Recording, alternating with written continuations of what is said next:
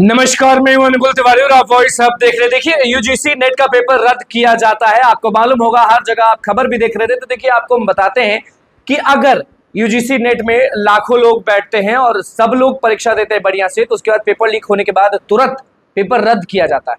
लेकिन उसी बीच में आप देखेंगे कि यूजीसी नेट का तो मामला आपके सामने आ गया, पेपर रद्द हो गया, लेकिन नीट 2024 का पेपर अब तक रद्द नहीं हो गया है।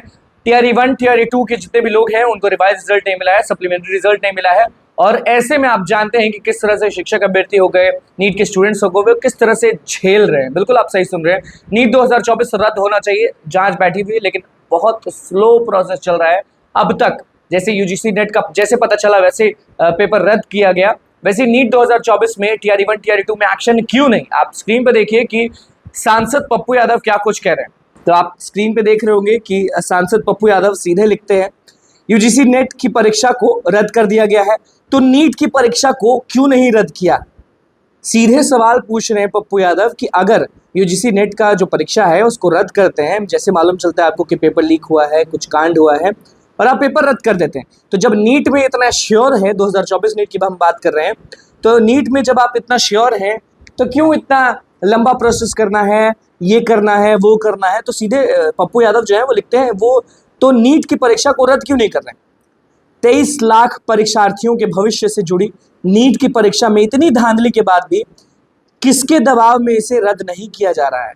देखिए, 23 लाख स्टूडेंट्स की बात है, भविष्य की बात है। नीट 2024 में 23 लाख परीक्षार्थी बैठते हैं, उनके परिवार वाले जुड़ते हैं इनसे, और इतनी बड़ी धांधली के बाद भी नीट 2024 को रद्द नहीं किया जाता, बड़ी बात है। उसके बाद देखिए लास्ट पैराग्राफ में पप्पू यादव जो है वो लिखते हैं, इस धंधे का मुन्ना भाई MBBS 1680 का तार PMO से जुड़ा है या HMO से। आप जानते हैं कि PMO किसको कहते हैं, HMO किसको कहते हैं, आप अच्छे से जान रहे हैं। तो देखिए, हम आपको बता रहे हैं कि किस तरह से पप्पू यादव जो है, PMO मतलब प्राइम मिनिस्टर ऑफिस, HMO मतलब हेल्थ मेंटेनेंस ऑर्गेनाइजेशन।